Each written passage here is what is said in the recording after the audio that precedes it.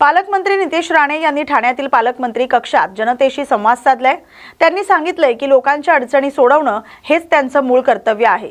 कार्यालय 24 तास नागरिकांसाठी खुलं आहे। शक्तीपीठ महामार्गाच्या विकासासाठी गावकऱ्यांच्या सूचना घेऊनच अंतिम योजना तयार केली जाणार आहे। तसंच अनधिकृत वाळू उपसा रोखण्यासाठी प्रशासनाला कडक आदेश देण्यात आलेत। यामुळे यावेळी मुंब्र्याचं नाव हे मुंबादेवी ठेवण्याच्या स्थानिक मागणीला त्यांनी समर्थन दिले।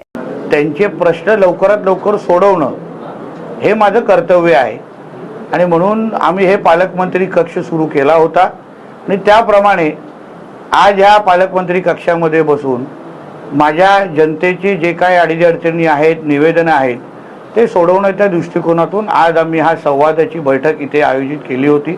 मोठ्या प्रमाणामध्ये लोक आली, त्यांनी त्यांच्या निवेदनावर आमच्याकडून न्याय मिळवून घेतला आणि असंच या जिल्ह्यामध्ये जिल्ह्याच्या जनतेशी सातत्याने संवाद ठेवणं।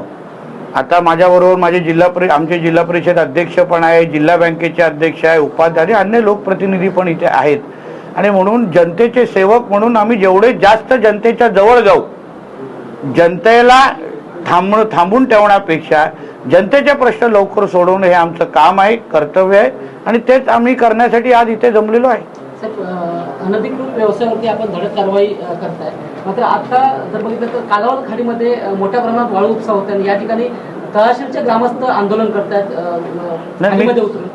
कालच त्या संदर्भात आमदार निलेश राणेजी असतील, मी स्वतः असेल, आम्ही सगळे शासकीय यंत्रणेच्या संपर्कात आहोत, महसूल यंत्रणेच्या संपर्कात आहोत। अनधिकृत अशा पद्धतीचा कोणी वाळू उपसा करत असेल तर आम्ही जिल्हा प्रशासन म्हणून आम्ही सहन करणार नाही। म्हणून त्या पद्धतीचे निर्देश आणि आदेश संबंधित अधिकाऱ्यांना दिलेले आहेत आणि म्हणून या सगळ्यावर करडी नजर आमच्या लोकांची आहे।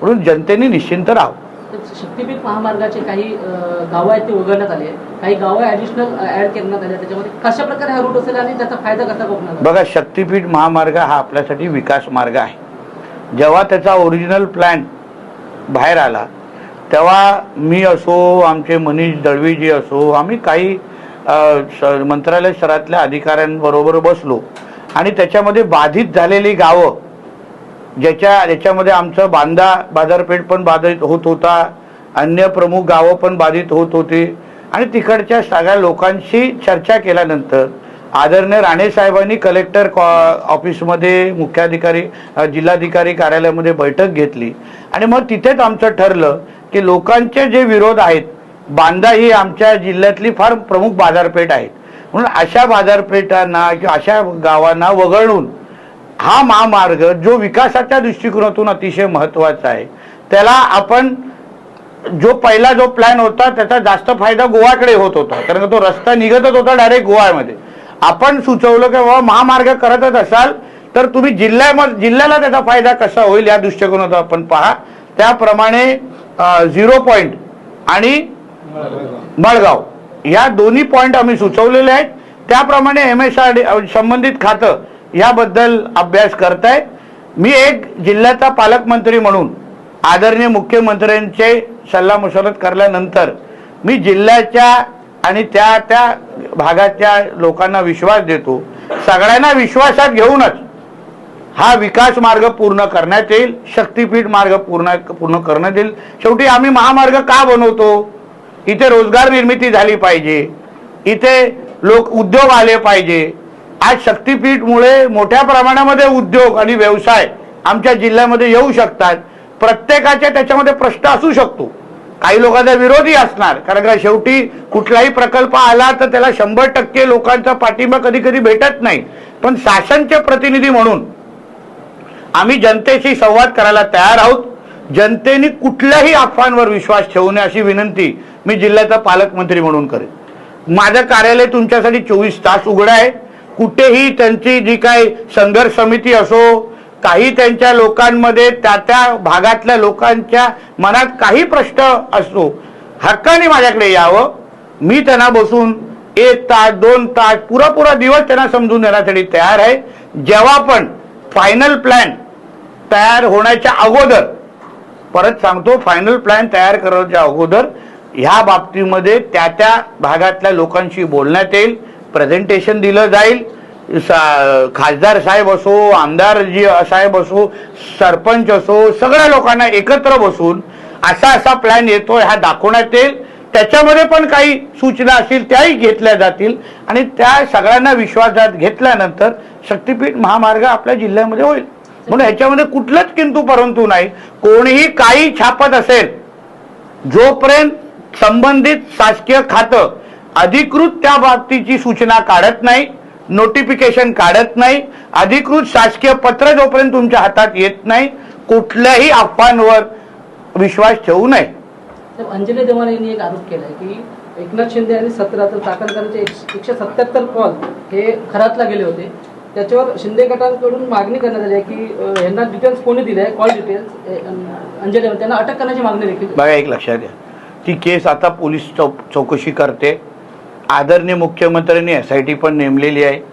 चौकशी सुरू होत असताना पोलीस प्रत्येक बारकाईचा अभ्यास करतायत. शेवटी ती केस का महत्वाची आहे, कारण की असंख्य माता भगिनी त्या भविष्याशी निगडीत असलेली ती केस आहे खराची. असंख्य माता भगिनींना त्या निमित्ताने न्याय मिळणार आहे आणि म्हणून कोणालाही काही बोलायचं असेल, काही आरोप करायचे तर SITला त्या संदर्भात त्यांनी संवाद साधावा किंवा माहिती द्यावी. आता कोणी काय माहिती दिली असेल तर त्यावर SIT भूमिका घेईल ना. राज्य सरकारने स्थापन केलेली SIT आहे आणि म्हणून कोणी काय आरोप केले असतील, काय नवीन माहिती दिली असेल तर SIT त्याच्या बाबतीमध्ये चौकशी करेल. मुंबईमध्ये काल आपली एक सभा झाली होती. त्या ठिकाणी आपण म्हटलं होतं सकल हिंदू समाजाची सभा झाली. स्वराज्याची लढाई ही इस्लाम आणि हिंदू विरुद्ध मुसलमानाशी होती. शिवरायांच्या सैन्यात मुस्लिम होते, याचा काय पाकिस्तान अब्बा मोदायला गेला होता का, असं एक आपण हे केलं.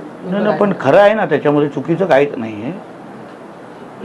औरंगजेब असेल, ज्याला आम्ही औरंग्या म्हणतो, टिप्या असेल, या सगळ्या लोकांनी तुम्ही अगर इतिहास व्यवस्थित पद्धतीने स्वराज्याचं किंवा एकंदरीत मुघलांचा अगर इतिहास वाचला तर त्याच्यामध्ये मूर्ती मंदिरं तोडली, हिंदू माता भगिनींची आबरू लुटली, त्याच्यामध्ये धर्मांतर असंख्य मोठ्या प्रमाणामध्ये केलं.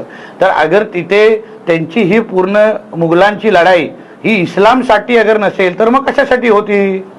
मग त्यांनी मंदिरं कशाला तोडली? मग हिंदू माता भगिनीची आबरू कशाला लुटली? मग त्यांना धर्मांतर करायला का गरज भासली? आणि म्हणून मी जे काही सत्य इतिहास, सत्य परिस्थिती आहे की सत्य माहिती आहे लोकांच्या समोर मांडलेली आहे. कोणाला त्याच्यावर काय आक्षेप असेल तर बोलतील ना माझ्याशी. जेव्हा छत्रपती संभाजी महाराजांना जेव्हा औरंगजेब मारत होत, म्हणजे जे काय त्यांचे हाल करत होता, तेव्हा त्यांच्याकडून स्वराज्य मागितलं नाही, त्यांची दौलत मागितली नाही. त्यांना सांगितलं तुम्ही तुमचा धर्म बदला, हो की नाही? मग ती लढाई धर्माचीच होती. तेच तर मी काल बोललोय. साहेब, जन्मभूमी निलेश चंद्र यांनी आपले पूर्ण छत्रपती शिवाजी महाराजांची कळ आपण मुख्यमंत्री हवा असं सांगितलं. हे लक्षात घ्या, हे अशा कुठल्याही गोष्टीला माझं काही समर्थन नाही. त्यांनी काय बोलावं हा त्यांचा विषय आहे. एक लक्षात घ्या, मुळामध्ये छत्रपती शिवाजी महाराजांची तुलना कोणाचीच होऊ शकत नाही. आम्ही त्यांच्या पायाच्या धुळी एवढं पण नाही आहोत आणि म्हणून कोणी कोणाची भावना व्यक्त केली असेल तर ते आम्हा लोकांना कोणाला मान्य नाही. राज्याला अतिशय कर्तबगार मुख्यमंत्री आणि ते पुढचे 25 वर्ष आदरणीय देवेंद्र फडणवीसच आमचे मुख्यमंत्री असणार. म्हणून कोणी कोणाला भावना व्यक्त केली असतील तर मी सभेच्या नंतर त्यांच्याकडे माझी नाराजगी व्यक्त केली आहे. उपमुख्यमंत्री सुनेत्रा पवार यांनी उद्धव ठाकरेंना फोन करून बारामतीची विधानसभा निवडणूक आहे त्यांनी पाठिंबा द्यावा अशी विनंती केली आहे आणि त्यासोबत काँग्रेस नेत्याने आपण पाठिंबा देण्यासाठी विनंती करण्यासाठी म्हणतात. शेवटी आदरणीय अजितदादा पवार साहेबांचे संबंध हे सगळ्याच राजकीय पक्षांबरोबर होते. त्यांनी काँग्रेसमध्ये पण मोठा काळ त्यांच्याबरोबर खांद्याला खांदा लावून काम केलेलं आहे. आज त्यांच्या दुर्दैवी मृत्यूनंतर मुळात ह्या निवडणुका ह्या बिनविरोध झाल्या पाहिजे. हे निवडणुका किंवा राजकारण करण्याची वेळ नसते. एक समाजामध्ये एक चांगले संकेत द्यायचे असतात, संदेश द्यायचे असतात. यासाठी ह्या पोटनिवडणुका बिनविरोध होण्याची मागणी सगळ्याच स्तरातून होते. त्याचा विचार त्या संबंधित पक्षांनी पण केला पाहिजे, काँग्रेस सारख्या. काल मुंब्र्यातल्या सभेमध्ये आपण मुंब्र्याचे नाव बदलून मुंब्रा देवी असं करावं असं म्हटलंय. हो, कारण का तिकडच्या लोकांची, जसं इस्लामपूरचं नाव बदलून ईश्वरपूर झालं ते त्या भागातल्या लोकांची भावना होती की आमच्या भागाचं नाव ईश्वरपूर असलं पाहिजे. तसंच त्या भागातल्या मुंब्रातल्या राहणाऱ्या लोकांची भावना मोठ्या प्रमाणामध्ये अशीच आहे की त्याचं नाव मुंब्रादेवी असली पाहिजे आणि त्यांची भावना मी माझ्या भाषणातून व्यक्त करून दाखवलेली आहे. आता राज्य सरकारपर्यंत ही भावना पोहोचवण्याचं काम माझ्यासारख्या कार्यकर्त्याचं आहे आणि ते काल भाषणाच्या माध्यमातून पोहोचवलं. पुढे जाऊन पाठपुरावाही करीन. शेवटी तिकडच्या लोकांच्या भावनांचा आदर करणं हे आमचं कर्तव्य आहे. ते आम्ही आमच्या माध्यमातून करू. या बातमीसोबतच न्यूज मराठीमध्ये आता इथेच थांबतोय. अशाच महत्त्वाच्या बातम्यांसाठी पाहत राहा न्यूज मराठी 24/7. नवा भारत नवा विचार.